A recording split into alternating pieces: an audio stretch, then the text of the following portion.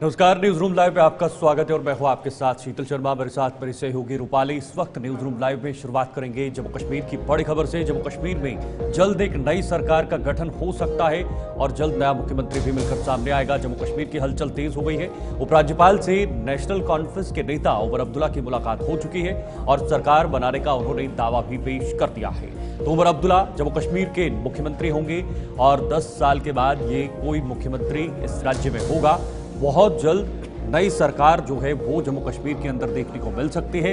13 अक्टूबर यानी कल के दिन ये बहुत ज्यादा संभावनाएं हैं कि जो नया मुख्यमंत्री शपथ ले सकता है। तो कल तक ये और इंतजार करना होगा और कल फाइनली मुख्यमंत्री पद की शपथ होगी और एक नई सरकार निकलकर सामने आएगी। रूपाली, बिल्कुल इसी के साथ आपको बता दें कि इन विधानसभा चुनावों में नेशनल कॉन्फ्रेंस और कांग्रेस को बहुमत मिली थी, जिसके बाद अब उमर अब्दुल्ला बतौर मुख्यमंत्री जम्मू कश्मीर का चेहरा जो है वो सामने आ चुके हैं और ये कहा जा रहा है कि रविवार या सोमवार को वो शपथ जो है वो ले सकते हैं। इसी में अगर बात की जाए कांग्रेस की, तो आपको बता दें कि कांग्रेस ने भी अपना समर्थन पत्र जो है सौंपा है और साफ तौर पर उमर अब्दुल्ला को बतौर मुख्यमंत्री चेहरा जो है वो दावा पेश किया है। और फिलहाल आपको बता दें कि बैठक का दौर जो है ये जारी रहा, जिसके बाद आपको बता दें कि एलजी मनोज सिन्हा के साथ उमर अब्दुल्ला मिले और आज अगर बात की जाए तो समर्थन पत्र जो है वो सौंपेंगे और सरकार जो है जम्मू कश्मीर में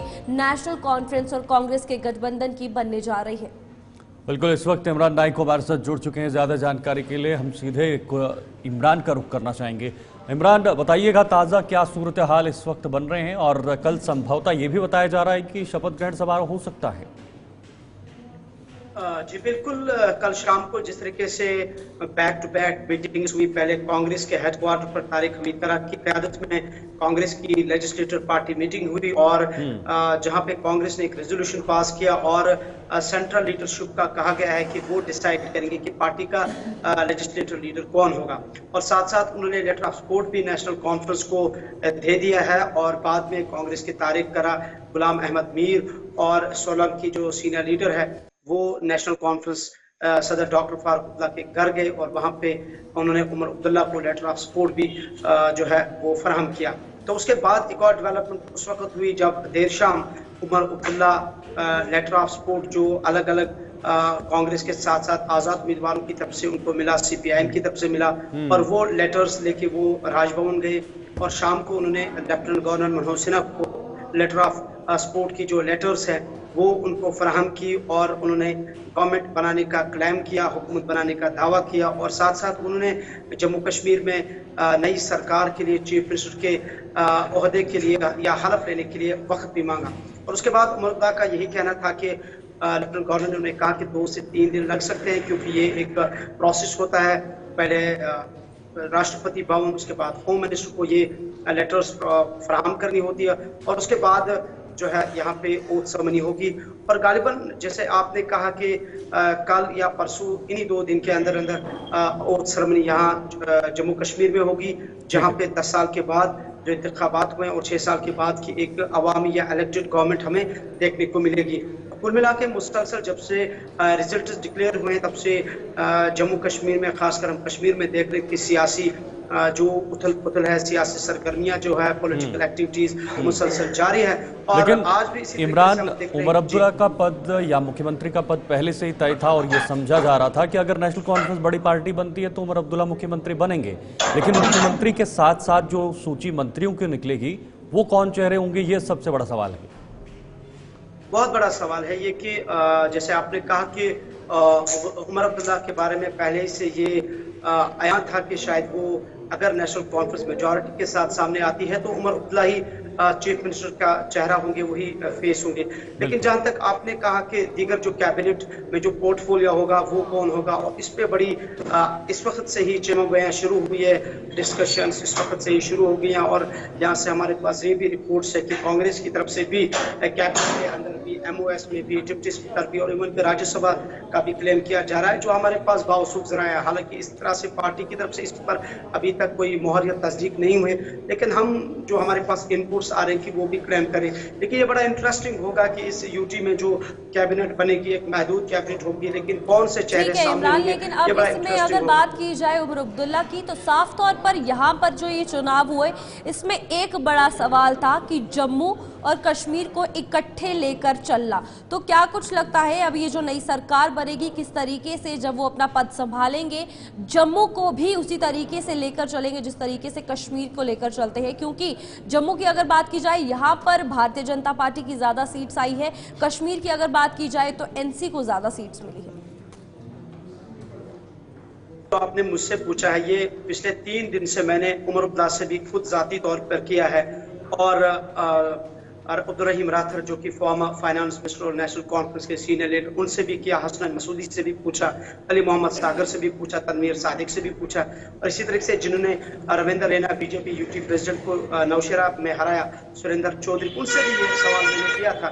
जो आपने कहा कि जम्मू में मेजॉरिटी बीजेपी को है, कश्मीर में नेशनल कॉन्फ्रेंस को, तो किस तरीके से एकोमोडेट किया जाएगा। लेकिन सबका कुल मिला के एक सवाल है कि जम्मू कश्मीर की जम्मू ना तो अलग है ना कश्मीर अलग है, बल्कि जम्मू और कश्मीर एक स्टेट था, अगरचे इस वक्त ये यूटी है, लेकिन ये कोई मैटर ही नहीं करता है कि कहाँ किसको सीट मिली। जब हुकूमत बनेगी तो जो हक कश्मीर रखता है इस कैबिनेट में, इस गवर्नमेंट के अंदर, सेम वही बराबर हक जो है जम्मू के अलग अलग जो 10 डिस्ट्रिक्ट है, जो भी एरियाज हैं वो भी रखते हैं, और बराबर जो एकोमोडेशन है, जो एकोमोडेट है मिनिस्ट्री का जहां तक ताल्लुक है, वो जम्मू को भी इसमें दिया जाएगा और कश्मीर को। और जहां तक आप हमारी जाती राय इस पे पूछ रहे हैं, हम ये देख रहे हैं कि यकीनी तौर पर जम्मू कश्मीर की एक बड़ी तारीख है। जब हम पॉलिटिकली इसको देखते हैं, हजारों साल की इसकी अपनी हिस्ट्री है, लेकिन जब पॉलिटिकल पॉइंट ऑफ व्यू से देखते हैं तो हर हुकूमत में जम्मू या कश्मीर के दोनों अलग अलग डिवीजन्स को हर इलेक्टेड गवर्नमेंट ने अपने तरीके से आगे लिया है, और आज भी उम्मीद की जा रही है कि अब जो इलेक्टेड गवर्नमेंट 6 साल के बाद बनेगी, ये दोनों डिवीजन्स को सामने रखते हुए इसकी तामीर, तरक्की, अमन और खुशहाली पर काम करेंगे। बहुत बहुत शुक्रिया इमरान तमाम जानकारी के लिए। इमरान हमारे साथ इस वक्त श्रीनगर से बने हुए थे, जिन्होंने सरकार गठन को लेकर एक महत्वपूर्ण जानकारी दी। लेकिन आगे बढ़ेंगे, आगे बढ़ने से पहले दिल्ली लिए चलते हैं, जहां पर इस वक्त आम आदमी पार्टी के नेता संजय सिंह प्रेस कॉन्फ्रेंस कर रहे हैं कि किस तरह से दिल्ली के एलजी के संरक्षण में एक महिला डॉक्टर का शोषण पिछले 1.5 साल से 1 साल से चल रहा है। उसकी शिकायत बार बार हो रही है, बावजूद इसके एलजी शोषण करने वाले एमएस को बचाने में लगे हुए हैं, महिला के खिलाफ जांच करा रहे हैं। यह हैरान करने वाली बात है अपने आप में, और शायद इसीलिए भारत के प्रधानमंत्री नरेंद्र मोदी जी ने और भारतीय जनता पार्टी ने एलजी को ट्रांसफर, पोस्टिंग और कार्यवाही का अधिकार दे रखा है कि जितने भी ऐसे महिलाओं का शोषण करने वाले लोग हैं, जितने भी ऐसे महिलाओं के खिलाफ अपराध करने वाले लोग हैं, उनका संरक्षण करो। यह काम दिल्ली के एलजी कर रहे हैं। यह घटना है दिल्ली के एक सरकारी अस्पताल की। वहां काम करने वाली एक महिला डॉक्टर की पीड़ा है, उसके साथ हो रहे सेक्सुअल हैरेसमेंट की एक नहीं अनेक घटनाएं हैं, लेकिन उस पर दिल्ली के एलजी और स्वास्थ्य विभाग के अधिकारी जिनको शिकायत मिली, उन्होंने कार्रवाई नहीं की। एक महिला डॉक्टर ने अपने एमएस के खिलाफ सेक्सुअल हैरेसमेंट का, यौन शोषण का आरोप लगाया। इसकी शिकायत करने के लिए जो दिल्ली का स्वास्थ्य सचिव है दीपक कुमार, उस दीपक कुमार से बार बार मिलने की कोशिश की, दर्जनों बार मिलने की कोशिश की। पिछले साल अक्टूबर में, 2023 अक्टूबर में उस महिला ने शिकायत की और 4 महीने धक्के खाने के बाद उस मामले में एक इंटरनल कमेटी बनाई गई। दिल्ली का स्वास्थ्य सचिव दीपक कुमार उस महिला डॉक्टर से नहीं मिलता, बार बार उसको धक्के खाने पड़ते हैं, उस महिला डॉक्टर से मुलाकात नहीं करता, एमएस के खिलाफ कोई कार्रवाई नहीं करता, एमएस के खिलाफ कोई एफआईआर दर्ज नहीं कराता। जिस एमएस की गिरफ्तारी होनी चाहिए, जिसको जेल में भेजना चाहिए, जिसके खिलाफ कार्रवाई होनी चाहिए, उसके खिलाफ कार्रवाई नहीं करता। 4 महीने के लंबे प्रयास के बाद इंटरनल कमेटी बनाई जाती है उस महिला डॉक्टर के मामले जांच करने के लिए। 4 महीने के बाद, और उसके बाद मार्च में ही उस महिला डॉक्टर के खिलाफ जांच शुरू कर दी जाती है। फरवरी में उसके यौन शोषण के आरोप से संबंधी जांच कमेटी बनती है। मार्च में उसी महिला डॉक्टर के खिलाफ जिसने यौन शोषण के सबूत दिए, प्रमाण दिए, उसी के खिलाफ जांच शुरू कर दी जाती है एक किसी पुराने मामले में। आप शिकायतकर्ता का शोषण कर रहे हैं, आप शिकायतकर्ता पे दबाव बना रहे हैं, आप उसका उत्पीड़न कर रहे हैं मानसिक रूप से, उसके खिलाफ आपने जांच शुरू कर दी उसी महिला डॉक्टर के खिलाफ। फिलहाल वो महिला डॉक्टर झुकी नहीं, वो अपने आरोपों पर पूरी तरीके से कायम रही। इंटरनल इंक्वायरी कमेटी के सामने सारे सबूत उसने दिए। सारे प्रमाण और सबूत पाने के बाद मई के महीने में 2024 में सारे आरोप सही पाए गए। सारे आरोप सही पाए गए, यानी कि उस एमएस के खिलाफ, जिसके खिलाफ महिला डॉक्टर आरोप लगा रही थी, उसने यौन शोषण इस महिला का किया था, ये आरोप इंटरनल इंक्वायरी कमेटी के द्वारा सही पाए गए। अब तो उस एमएस की गिरफ्तारी होनी चाहिए थी, उसके खिलाफ एफआईआर होना चाहिए था, लेकिन दिल्ली के एलजी महोदय, जिसको प्रधानमंत्री ने बिठाया है यहां पर यौन शोषण करने वालों को बचाने के लिए, महिलाओं के साथ शोषण करने वालों को संरक्षण देने के लिए, जिसको भाजपाइयों ने बैठाया यहां पे कि महिला डॉक्टरों के साथ यौन शोषण हो तो उसका संरक्षण करो एलजी साहब, उस एलजी ने मई से लेके अक्टूबर का महीना चल रहा है, अब तक कोई कार्रवाई नहीं की। और आज एक समाचार पत्र में यह खबर प्रकाशित हुई है, उसके डिटेल में मैं नहीं जाना चाहूंगा, लेकिन मैं पूछना चाहता हूं भारतीय जनता पार्टी से, मैं पूछना चाहता हूं प्रधानमंत्री नरेंद्र मोदी से, क्या आपने ट्रांसफर पोस्टिंग कार्रवाई का? तो इस वक्त आप दिल्ली से प्रेस कॉन्फ्रेंस लाइव सुन रहे हैं। आप राज्यसभा सांसद संजय सिंह की प्रेस कॉन्फ्रेंस देख रहे थे और इस प्रेस कॉन्फ्रेंस के जरिए एक बार फिर से उन्होंने विपक्ष पर निशाना साधा है और साथ ही साथ एलजी पर सवाल खड़े किए हैं। महाराष्ट्र में विधानसभा चुनाव को लेकर हलचल तेज हो गई है। बड़ी खबर, महायुति गठबंधन विधानसभा चुनाव को लेकर तैयार हो चुकी है। 2 राज्यों में चुनाव संपन्न होने के बाद अब आगामी चुनाव को लेकर भी इस वक्त सरगर्मियां तेज हो गई हैं और 235 उम्मीदवारों की पहली लिस्ट आज जारी हो सकती है, यह अनुमान लगाया जा रहा है। और महाराष्ट्र में विधानसभा चुनाव को लेकर हलचल इस वक्त काफी तेज नजर आ रही है। रूपाली, बिल्कुल इसी को लेकर अगर महाराष्ट्र के विधानसभा चुनावों की अगर बात की जाए तो आज गठबंधन की बात भी सामने आ रही है और महायुति गठबंधन के उम्मीदवारों की लिस्ट जो है वो जारी हो सकती है, जिसमें पहली लिस्ट की अगर बात की जाए तो 235 नाम जो है वो सामने आ सकते हैं। और आपको बता दें कि फिलहाल महाराष्ट्र के विधानसभा चुनावों की अगर बात की जाती है तो 288 सीटें हैं और ये कहा जा रहा है कि महायुति गठबंधन की अगर बात की जाए तो 90% सीट बंटवारे पे सहमति जो है इनके द्वारा बन चुकी है। और एक तरफ लोकसभा चुनावों के बाद अब महाराष्ट्र में भी विधानसभा चुनावों को लेकर अगर बात की जाए तो मुकाबला जो है वो दिलचस्प होने वाला है, जिसके बाद गठबंधन आज अपनी लिस्ट जो है वो जारी करेगा, जिसमें 235 नाम जो है वो सामने आ सकते हैं। और आपको बता दें आज यानी कि 12 अक्टूबर को ये लिस्ट जो है वो जारी हो रही है। अब देखना यह है कि क्या कुछ नाम जो है इन लिस्ट में सामने आते हैं। बिल्कुल सही कहा आपने। और आज देखना होगा किन किन यहाँ पर जो नाम है उन पर मोहर लगने वाली है महायुति के इस गठबंधन द्वारा। फिलहाल देखना होगा कि कौन बड़े चेहरे निकलकर सामने आ सकते हैं। चलो फिलहाल वक्त एक छोटे से ब्रेक का है, आप जुड़ रहे हैं हमारे साथ।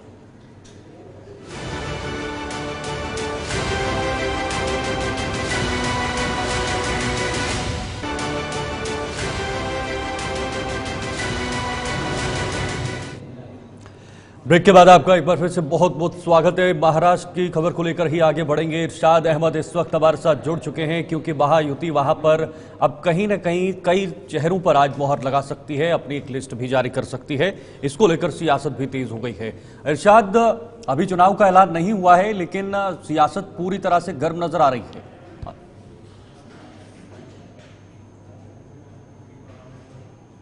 नवंबर में होना है और उसी के साथ में यहाँ जो है महागठबंधन और महायुति में दोनों ने अपने उम्मीदवारों को लेकर बहुत मैराथन बैठकें चलती नजर आ रही थी। और अभी फिलहाल आज कहीं ना कहीं महायुति गठबंधन में 235 की उम्मीदवारों की यादी आज जो है वो आज बताई जा रही है, जाहिर होने वाली है। और इसी के साथ में महागठबंधन जो है वो अपने उम्मीदवार बिल्कुल इरशाद, इसी के साथ क्या कुछ लगता है ये जो 235 नाम की लिस्ट जारी होने वाली है, कौन से ऐसे नाम है जो फिलहाल सामने आ सकते हैं और क्या कुछ लगता है आज गठबंधन कौन से नामों की लिस्ट जारी करेगा जो इम्पोर्टेंट चेहरे हैं और जो उम्मीदवार इस बार रख सकते हैं सामने?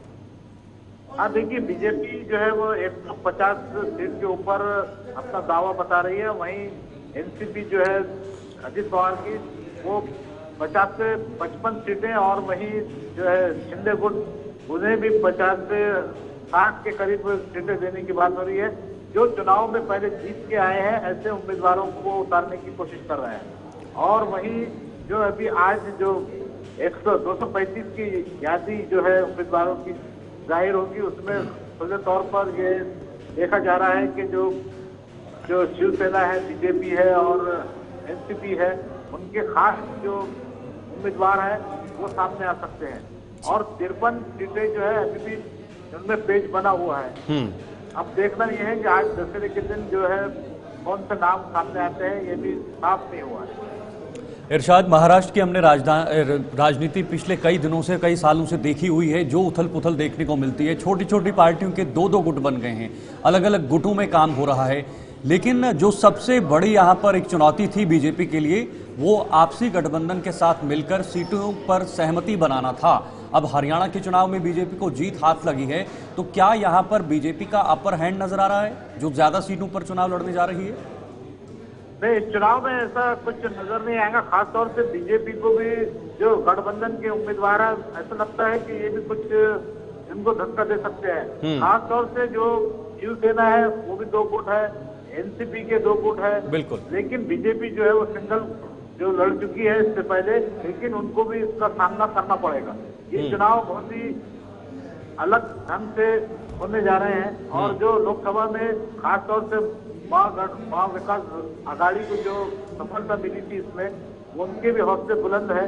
तो अब देखना यह है कि उसके हिसाब से इनका जो आज उम्मीदवार उतरेंगे वो कौन से लेवल के रहेंगे। ठीक, बहुत बहुत शुक्रिया इरशाद, ये अपडेट हमारे दर्शकों तक पहुंचाने के लिए। बहुत इंटरेस्टिंग और बहुत दिलचस्प महाराष्ट्र के चुनाव हो रहे हैं। और क्योंकि महाराष्ट्र में जिस तरह से जो गुट बने हुए हैं 2-2 पार्टियों के, वो भी अपने आप में एक बहुत बड़ी चुनौती बड़ी पार्टियों के लिए बनकर सामने आती है। चेन्नई की बड़ी खबर, चेन्नई के पास एक रेल हादसा हुआ है, 19 लोग घायल हुए हैं और बागमती एक्सप्रेस की मालगाड़ी से टक्कर हुई है। और ये टक्कर का मामला एक बार फिर से सामने आया है। खड़ी मालगाड़ी से टकराई मैसूर और लगभग 19 लोग इसमें घायल हुए हैं। अभी फिलहाल रेलवे ने जांच के आदेश भी दे दिए हैं कि जल्द से जल्द इसकी जांच की जाए।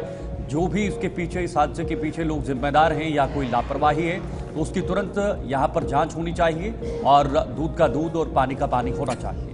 बिल्कुल, इसी के साथ ये अभी बड़ी खबर जो है सामने आ रही है, जहां पर आपको बता दें चेन्नई के पास ये बड़ा रेल हादसा पेश आया है। कब और क्या हुआ है ये भी आपको बताएंगे। आपको बता दें रात करीब 8:30 बजे पोन्नेरी स्टेशन क्रॉस किया था ट्रेन ने और कवराई पेट्टाई रेलवे स्टेशन में पहुंचने से पहले जोर का झटका जो है वो ट्रेन को लगा, जिसके बाद ये हादसा पेश आया। ट्रेन मेन लाइन छोड़कर लूप लाइन में चली गई।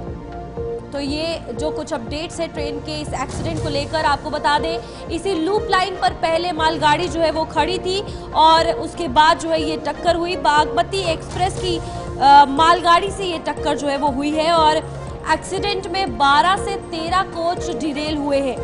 एक कोच और पार्सल वैन में आग भी लगी है और ट्रेन का नंबर 13351 धनबाद अलापुजा एक्सप्रेस जो है वो बताया जा रहा है। तो ये बड़ा हादसा जो है पेश आया है, जहां पर आपको बता दें इस हादसे में एक कोच और एक पार्सल वैन में आग लगी है और ट्रेन के पैसेंजर्स की अगर बात की जाए तो 1360 पैसेंजर्स जो है इस ट्रेन में थे और करीब 8:30 बजे ये बड़ा हादसा जो है पेश आया है।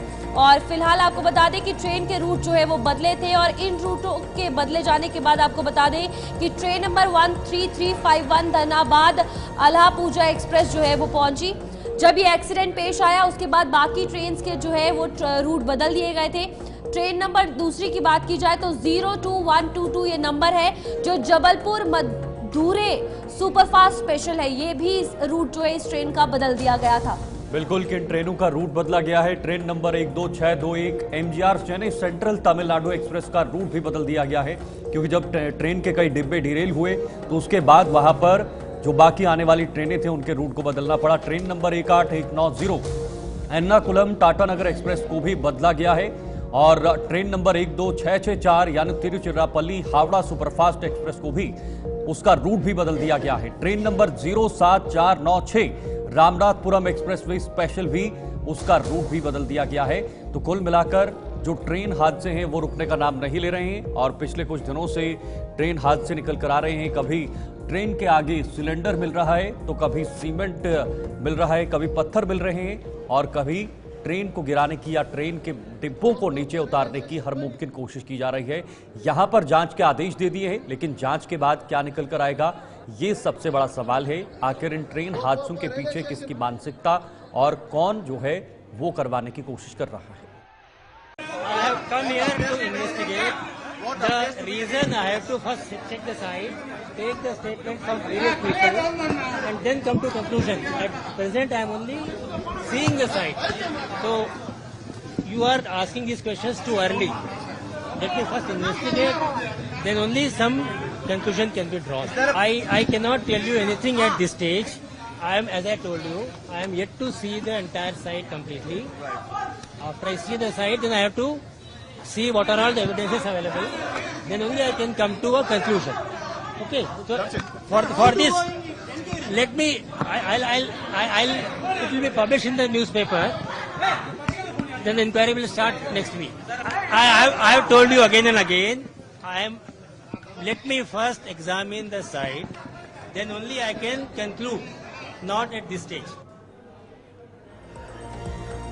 तो आपको बता दें कि देश भर पे विजयदशमी जो है वो धूमधाम से मनाई जा रही है और जगह जगह कार्यक्रमों का आयोजन जो है वो किया गया है। नागपुर में भी अगर बात की जाए तो आरएसएस का विजयदशमी उत्सव मनाया जा रहा है। पीएम और राष्ट्रपति दिल्ली कार्यक्रम में शामिल हो सकते हैं। पूरे देश भर की अगर बात की जाए तो आपको बता दें फिलहाल पूरी जगह जो है पूरे देश भर में दशहरे का त्योहार बड़े धूमधाम से मनाया जा रहा है और 9 दिन के नवरात्रों के बाद और रामनवमी के बाद अब ये विजयदशमी जो है आज मनाई जा रही है, जहां पर आप देख सकते हैं कि देश भर में विजयदशमी की धूम देखने को मिल रही है।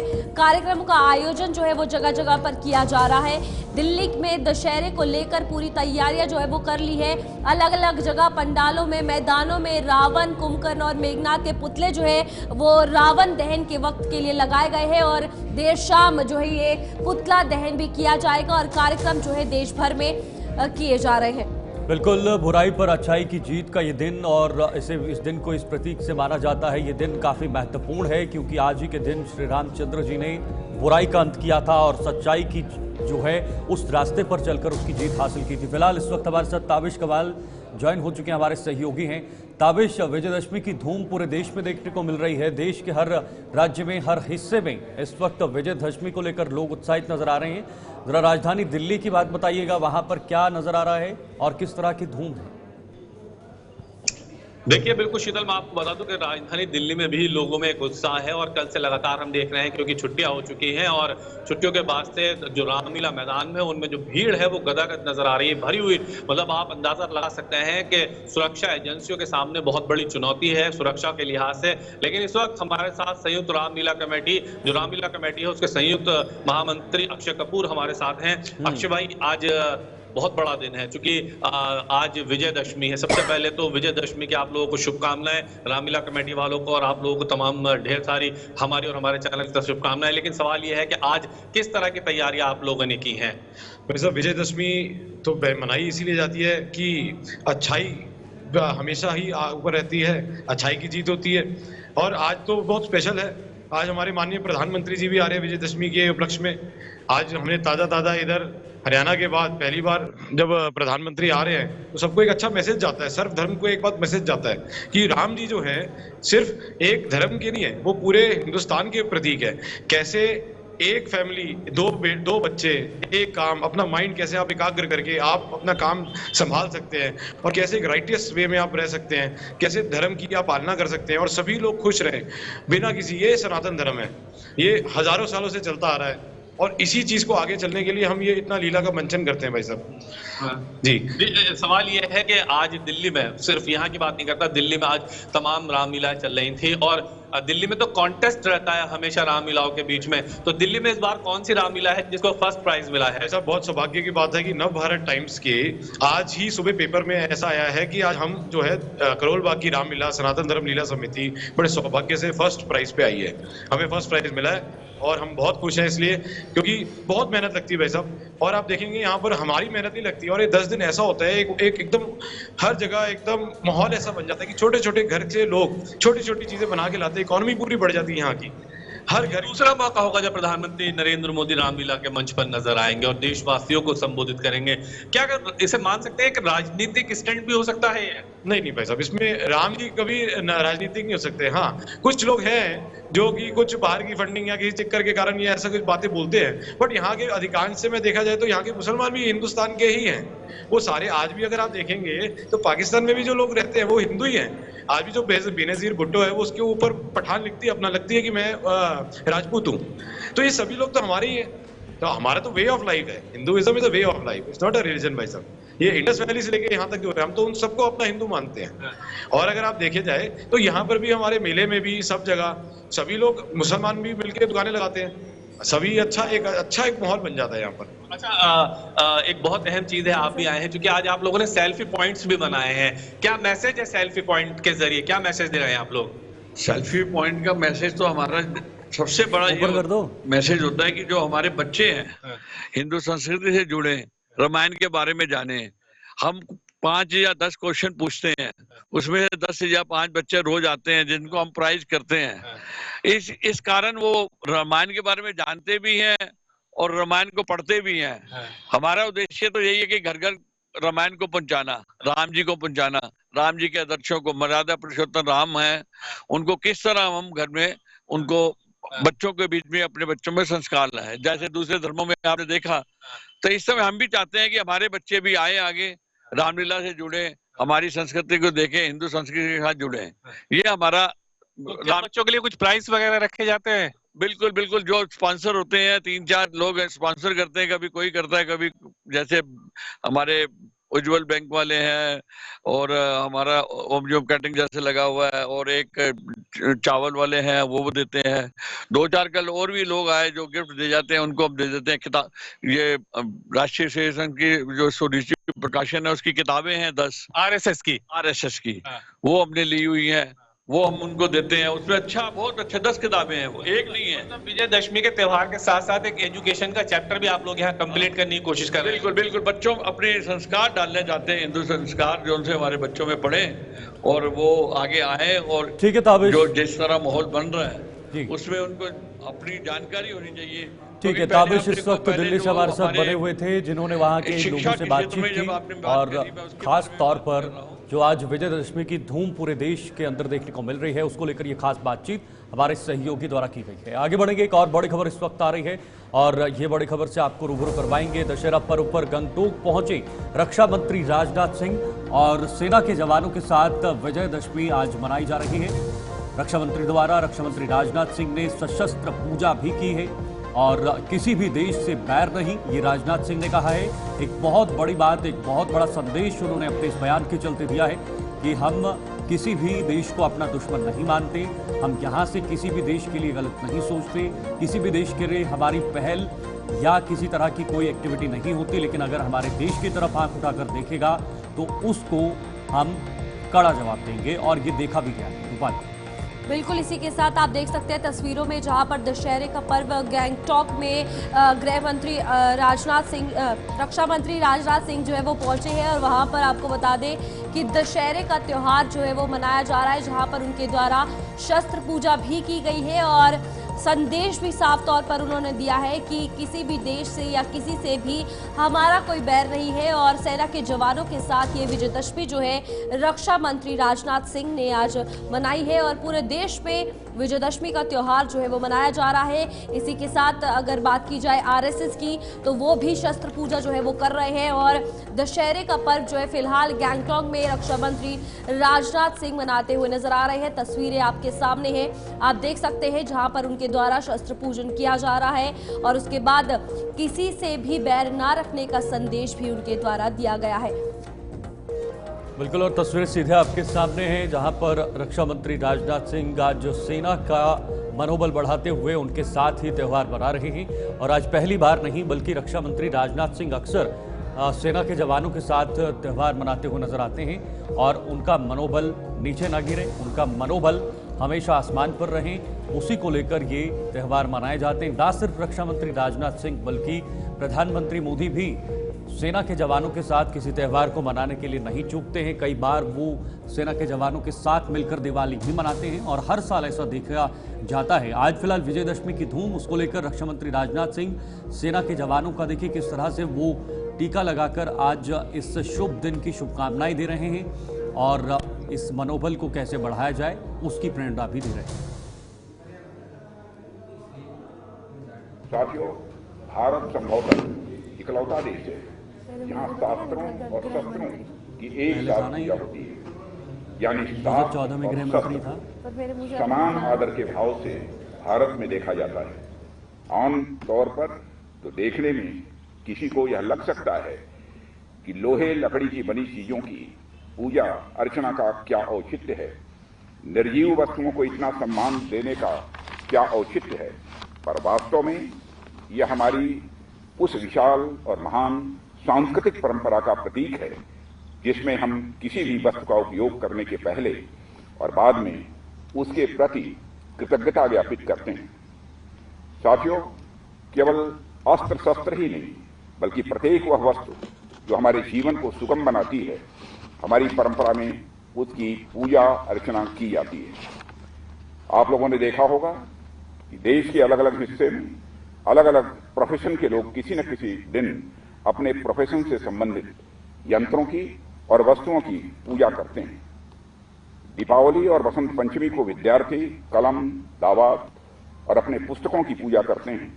म्यूजिशियन अपने तरह तरह के वाद्य यंत्रों की भी पूजा करते हैं।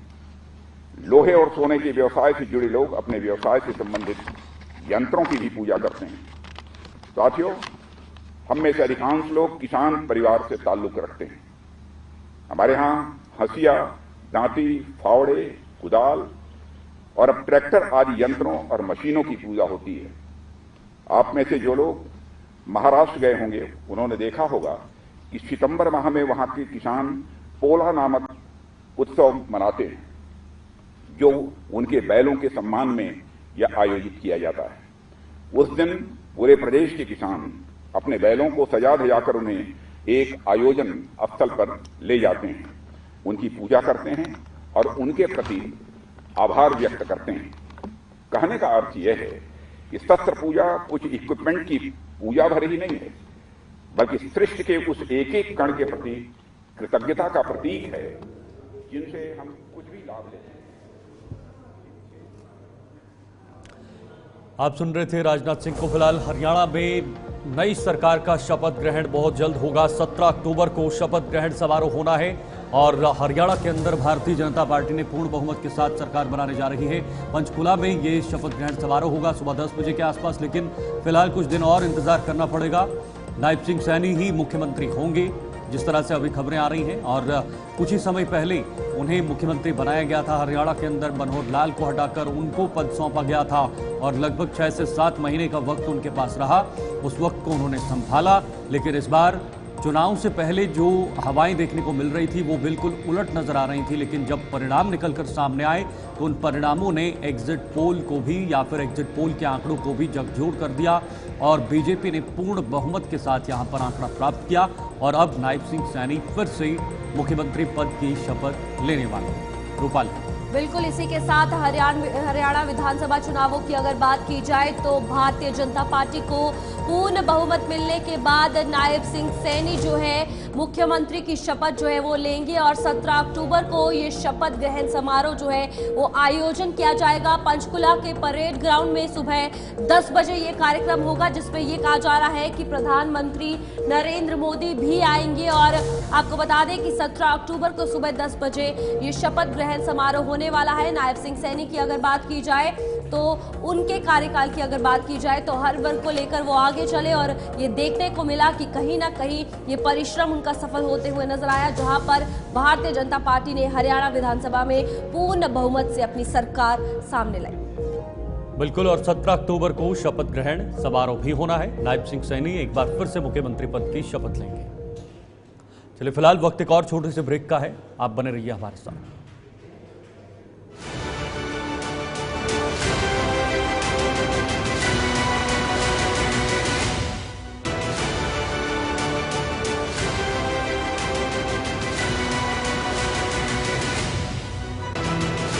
चलो स्वागत है ब्रेक के बाद एक बार फिर से आपका न्यूज रूम लाइव देख रहे हैं आप और आगे बढ़ेंगे एक और बड़ी खबर से आपको इस वक्त रूबरू करवाएंगे उत्तर प्रदेश से, जहां पर सीएम योगी आदित्यनाथ ने पूजा अर्चना की है।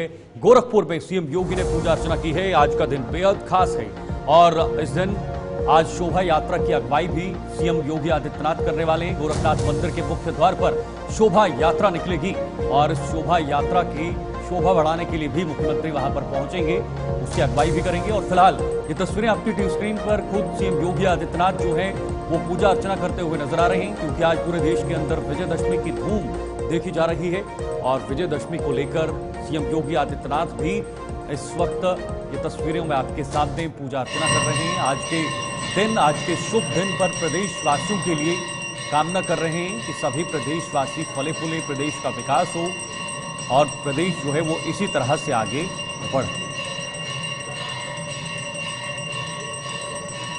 तो आप देख सकते हैं कि किस तरीके से विजयदशमी के त्योहार पर गोरखपुर जो है गोरखनाथ मंदिर में सीएम योगी आदित्यनाथ पहुंचे हैं।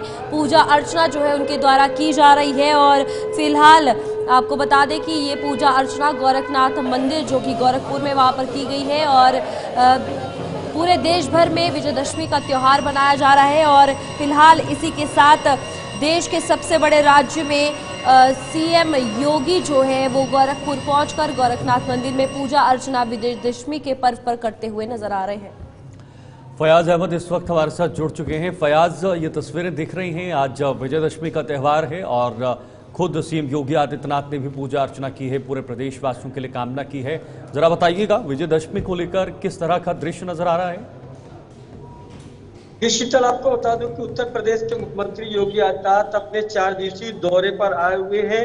सीएम योगी आदित्यनाथ लगातार 3 दिनों से आराधना में लीन है। आज विजयदशमी के मौके पर गोरखनाथ मंदिर में सीएम योगी आदित्यनाथ ने गोरखनाथ बाबा की जो विधि विधान के साथ पूजा की, इसके साथ ही तमाम श्रद्धालुओं का तिलक लगाकर उन्हें आशीर्वाद किया। आज शाम को विजयदशमी के मौके पर गोरखनाथ मंदिर से निकलने वाली शोभा यात्रा में सीएम योगी आदित्यनाथ शामिल रहेंगे। एक विशेष परिवेश भूषा में सीएम योगी आदित्यनाथ नजर आएंगे। एक खुली जीप पे सवार होकर सीएम योगी आदित्यनाथ निकलेंगे। इसके साथ ही तुर्रा, बैंड बाजे, घोड़े के साथ ही जो परंपरागत जो इनका जो शोभा यात्रा होता है ये गोरखनाथ मंदिर से निकलकर मानसरोवर पहुंचता और रामलीला पे आके समाप्त होता है।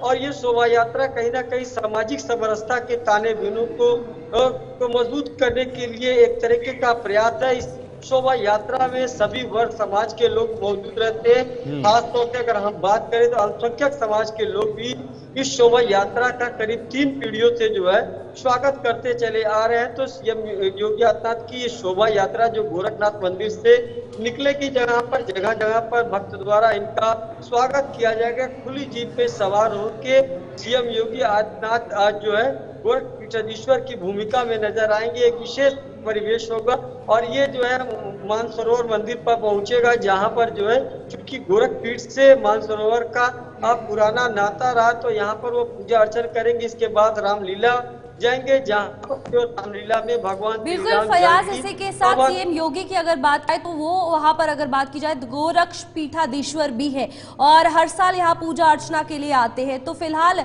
रथ यात्रा को लेकर ज्यादा उत्साह है, वहां पर लोग आ रहे हैं, किस तरीके की तस्वीरें सामने आ रही है? इस यात्रा को लेके दूर दराज से बड़ी संख्या में लोग आते हैं। यहाँ पे इस शोभा यात्रा की सबसे खास बात ये होती है कि सभी धर्म संप्रदाय के लोग यहाँ पर नजर आते हैं। सीएम योगी आदित्यनाथ एक अलग वेशभूषा में होंगे और सीएम योगी आदित्यनाथ आज जो विजयदशमी के अवसर पर दंडाधिकारी की भूमिका में नजर आएंगे। जो संतों का विवाद होता है उससे जो है वहाँ पर सीएम योगी आदित्यनाथ उससे समाप्त। वहाँ पे यहाँ पे ना कोई अधिवक्ता होगा न कोई साक्ष्य होगी, केवल सत्यों के आधार पर निर्णय किया जाएगा। जो वर्षों से ये परंपरा चली आ रही है कि सीएम योगी जो भी गोरखपीठाधीश्वर होता है वो संतों के विवादों को विजयदशमी के मौके पे जो है उसका निस्तारण किया जाए। तो अपने आप में इसकी भव्यता का अंदाजा लगाया जा सकता है कि ये परंपरा वर्षों से चली आ रही है, जिसकी जो है नाथ संप्रदाय द्वारा इसको पूरा। बहुत बहुत शुक्रिया फयाज ये जानकारी के लिए। फिलहाल उत्तर प्रदेश के अंदर देखिए किस तरह की धूम है, लेकिन नागपुर की बात करें तो वहां पर भी आरएसएस का विजयदशमी उत्सव मनाया जा रहा है। आरएसएस प्रमुख मोहन भागवत ने भी शस्त्र पूजा की है और केंद्रीय मंत्री गडकरी सहित अन्य नेता भी वहां पर पहुंचे हुए हैं। और राष्ट्रीय चरित्र के बलबूते ही देश बड़ा होता है, ये मोहन भागवत ने कहा है। उन्होंने अपने इस संबोधन में कहा है। आपको बताना चाहेंगे विजयदशमी की लगातार हम आपके बात भी कर रहे हैं और अलग अलग जगहों की तस्वीरें भी आपके सामने रखी जा रही हैं आज के इस खास दिन को लेकर, क्योंकि इस दिन का सीधा सीधा यह संदेश है कि बुरा करने वालों को बुरा ही नतीजा होता है और अच्छे और सच्चाई के रास्ते पर, सच्चाई के पथ पर चलने वालों के साथ हमेशा भगवान भी साथ देता है। तो यही संदेश आज के इस दिन का पूरे देश और पूरे विश्व में जाता है और इसी को लेकर आज अलग अलग संगठन हो, पॉलिटिकल पार्टीज हों या फिर जो बाकी लोग हों, वो इस दिन को जोरों शोरों से मना रहे हैं, लोगों तक ये संदेश पहुंचाने की कोशिश कर रहे हैं। ये कुछ तस्वीरें हैं नागपुर की, जहां पर आरएसएस द्वारा आज इस दिवस को बड़े ही धूमधाम से मनाया जा रहा है। खुद आरएसएस प्रमुख मोहन भागवत भी इस कार्यक्रम में पहुंचे और उन्होंने संबोधन में अपनी बातें भी सामने रखी। रूपाली, बिल्कुल इसी के साथ अगर बात की जाए आज चीफ मोहन भागवत की, तो उन्होंने अपने आरएसएस मुख्यालय में ये शस्त्र पूजन जो है वो किया, जिसके बाद उन्होंने वहां पर लोगों को संदेश भी दिया, जिनमें उन्होंने कहा कि राष्ट्र चरित्र के बलबूते पर ही देश बड़ा होता है। और ना ही सिर्फ ये बड़ी बातें, देश के कुछ अहम मुद्दे यानी कि कोलकाता रेप मर्डर केस और साथ ही साथ बांग्लादेश में जो हिंदुओं पर अत्याचार हो रहा है उनको लेकर भी बयान जो है आज उन्होंने साझा किए। और विजयदशमी के पर्व पे फिलहाल उन्होंने शस्त्र पूजन जो है अपने मुख्यालय में की। और स्पीच की बात की जाए तो फिलहाल उन्होंने कहा है कि देश में बढ़ती हिंसक घटनाओं को और इजराइल हमास युद्ध और जुलूसों पर पथराव जैसे मुद्दों पर जो है बात की है। तो साफ तौर पर जिस तरीके से उन्होंने ये कहा कि राष्ट्रीय चरित्र के बलबूते पे ही देश बड़ा होता है, तो ये संदेश जो है वो लोगों को विजयदशमी के पर्व पर शस्त्र पूजन के दौरान देते हुए नजर आए। निष्कंटक नहीं होता और इसलिए कुछ चुनौतियां भी सामने है। विजयादशमी के भाषण में इन दोनों बातों की चर्चा होती है, परंतु चूंकि देश की आगे कुछ चलती रहेगी ये विश्वास है, उस तरफ देश ने रुख कर लिया है और देश आगे ही बढ़ेगा। उसकी चर्चा इस भाषण में आज मैं कम करने वाला हूं। एक चुनौती ऐसी ध्यान में आती है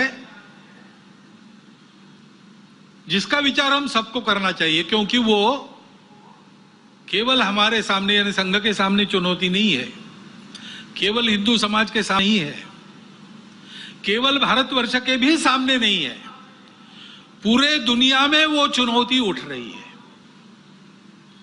उसको हमको समझना होगा, क्योंकि बहुत मायावी रूप धारण करके वह चुनौती आगे चलती है।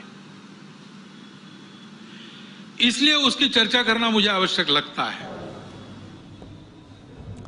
तो आरएसएस प्रमुख मोहन भागवत की ये महत्वपूर्ण बातें आपने सुनी आज इस खास दिवस पर, और लोगों को संदेश भी दिया। फिलहाल उत्तराखंड में भी देहरादून में दशहरे का मुख्य कार्यक्रम हो रहा है और सीएम पुष्कर सिंह धामी कार्यक्रम में शामिल होंगे। मुख्य अतिथि के तौर पर वो इस कार्यक्रम में पहुंचेंगे। दशहरा पर्व के लिए सभी तैयारियां पूर्ण कर ली गई हैं और 131 फीट ऊंचे रावण के पुतले को आज दहन किया जाएगा और शाम के समय ये दृश्य भी देखने को मिल सकता है, लेकिन उसको लेकर तैयारियां जोरों शोरों पर चल रही हैं।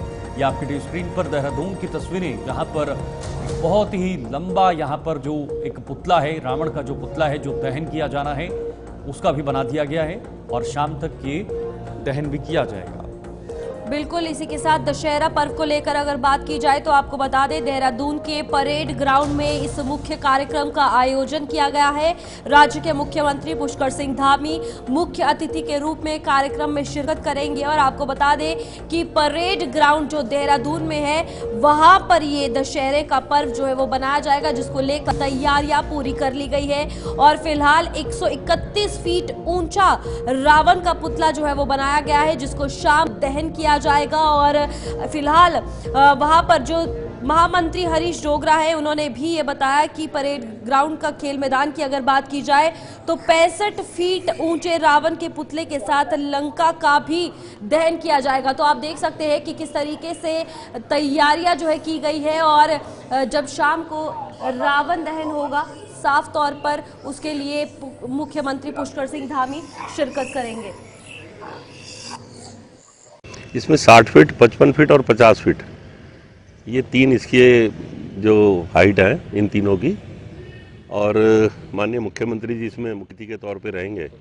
हमारे सभी सम्मानित विधायकगण जो देहरादून महानगर के हैं वो भी रहेंगे और हमारी बिरादरी के भी प्रमुख लोग इसमें उपस्थित रहेंगे। दशहरे को लेकर उत्साह नजर आ रहा है। 3D पेपर से बनाया गया रावण का पुतला, देखिए 3D पेपर से रावण का पुतला बनाया गया है। 100 फीट ऊंचा, 20 फीट चौड़ा ये रावण का पुतला बनाया गया है और बीते 15 वर्षों से पुतले बना रहा है कारीगर जो है वो इंतजार कर रहा है यूपी से, जहां पर सहारनपुर में भी दशहरे की धूम नजर आ रही है और आप खुद देख सकते हैं यहाँ पर किस तरह से ये 3D पेपर का ये पुतला तैयार किया जा रहा है। आज शाम का इसको दहन भी होना। देश भर में दशहरे का पर्व जो है वो बड़ी धूमधाम के साथ मनाया जा रहा है। सहारनपुर में भी उसको लेकर खास तैयारी की जा रही है। इस वक्त गांधी पार्क के मैदान में मैं मौजूद हूं और इस मैदान में जो है यहाँ पर रावण जो है वो तैयार किए जा रहे हैं और जो अन्य पुतले जो फूकने हैं, कुंभकर्ण का जो पुतला है, मेघनाथ का जो पुतला है वो फूकने हैं, उनकी तैयारी यहाँ पर की जा रही है। जो कारीगर हैं वो खास तौर पर यहाँ पर 3D पेपर में भी इसको तैयार कर रहे हैं। इस बार जो क्योंकि 3D पेपर भी एक नई जो इजाद कही जाए कारीगरों की, वो इस बार इस्तेमाल किया जा रहा है और इसी मैदान में कल हजारों लोग जो हैं, सैकड़ों लोग जो हैं वो रावण दहन का हिस्सा होंगे, रावण दहन में प्रतिभाग करेंगे। मेरे साथ में जो कारीगर हैं वो मौजूद हैं, उनसे बात करता हूँ कहाँ के वो हैं, किस प्रकार से वो बनाते हैं, कब से बनाते हैं। जी आपका नाम? मेरा नाम मोहम्मद इंतजार है जी, मैं कस्बा चरथावल जिला मुजफ्फरनगर का रहने वाला हूँ।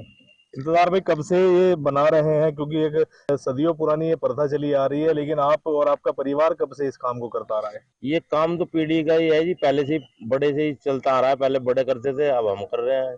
यहाँ पे मैं 15 साल से बना रहा हूँ। सहारनपुर में 15 साल से? जी 15 साल से इसी मैदान में गांधी पार्क के। कितने दिन पहले आप आते हैं यहाँ पर, क्या तैयारी करते हैं, कहाँ कहाँ से जो सामग्री है वो इकट्ठी करके लाते हैं? बस सामग्री बांस अपने साथ लेकर आते हैं मुजफ्फरनगर से ही, और जो कागज है वो बाहर से मंगाया जाता है और ये जो है कारीगर साहब सब साथ आ जाते हैं। 20 दिन पहले यहाँ आ जाती है हमारी टीम, 10 आदमियों की टीम है। अच्छा, कुछ खास इस बार बताया जा रहा है? 3D पेपर भी जो है वो लगाया जा रहा है आपके द्वारा, क्या है? हाँ, 3D पेपर जो है वो बाहर से मंगवाएगा दिल्ली से। अच्छा। इसकी विशेषता ये है, एक तो बारिश में खराब नहीं होता और चमक बरकरार रहती है। अगर बरसात भी आ जाए मतलब कहीं ना कहीं जो रावण है वो जो का तू रहेगा और उसको दहन किया जा सकता है। हाँ हाँ जी, यही है, यही विशेषता है उसकी। अच्छा, तो आप जब से इसे तैयार कर रहे हैं, कितने दिन का समय इसमें 20 दिन का आपने बताया लगता है, कितने फुट का ये बना रहे हैं, कितने तीनों क्योंकि आकृति आप बना रहे हैं यहाँ पर, कितने कितने फीट की है? रावण जो है वो 100 फुट का है, मेघनाथ जो है वो 80 फुट का है, कुंभकर्ण 90 फीट का है। और जी रावण की विशेषता यह है कि रावण मुंह चलाता हुआ और हंसता हुआ नजर आएगा। मतलब जैसे आप देखते हैं रियल में एक बोलता हुआ नजर आए एक, और वही आकृति जो है वो हंसते हुए और बोलते हुए नजर आएगी। जी जी जी हाँ, मुंह चलाता हुआ नजर आएगा। अच्छा, कितने जो रावण के क्योंकि बताया जाता है काफी मुंह थे, कितने मुंह बना देते हैं? इसके 10 मुंह है जी, 10 ही बना रखे हैं, 10 ही लगेंगे। यहाँ के जो गांधी पार्क का है वो 10 ही मुंह का रावण लगता है यहाँ पे।